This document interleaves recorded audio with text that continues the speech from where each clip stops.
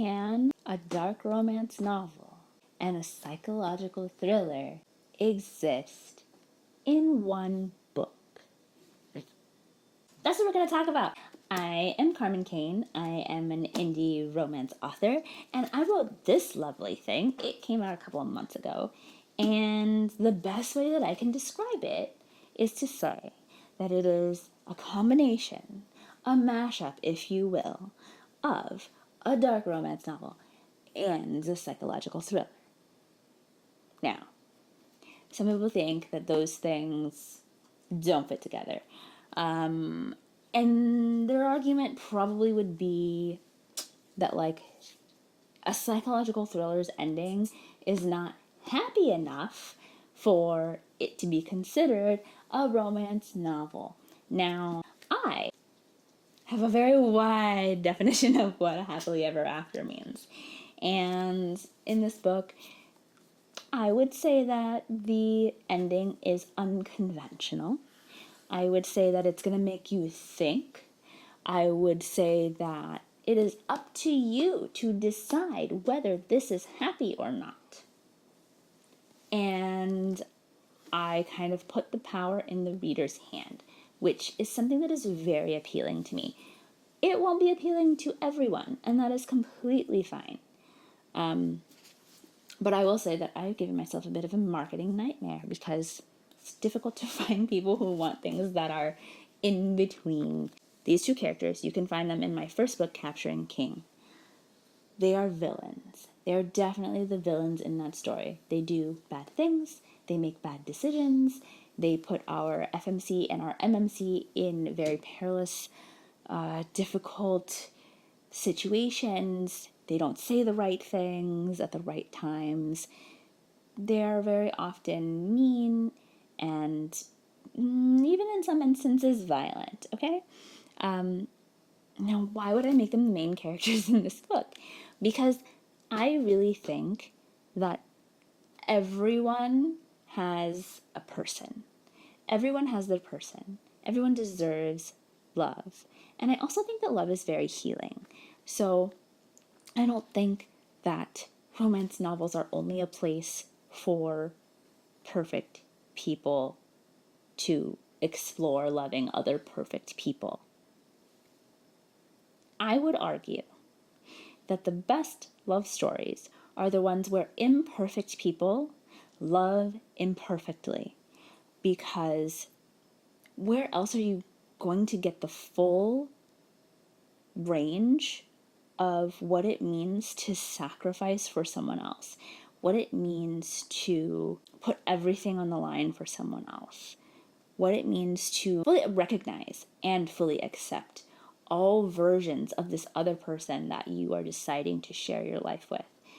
That doesn't happen when both characters are showing up as like these perfectly polished versions of who they are. They always say the right thing. They always do the right thing. They always act in appealing ways to the people around them. No. I mean, it's lovely, but like, everything doesn't have to be that way. So, of course, I was going to give these villainous characters their own story. This story does take place in an abandoned, potentially haunted church in the middle of a forest. So, the vibes are very spooky. The vibes are very villains getting revenge on each other and ultimately falling back in love with one another. And so they go through their fair share of difficulties. Karma, dare I say? So if you read the first book and you wanted to get a deeper understanding of who they are, why they behave the way that they do, and also kind of see them struggle through payback, you should read this. And if you haven't read the first one, you don't have to read it to get a full grasp on this book. But I think the beauty of having a romance novel and a psychological thriller in one is that it opens up so many possibilities. So the questions become like, what have they given up for each other? What are they sacrificing for one another?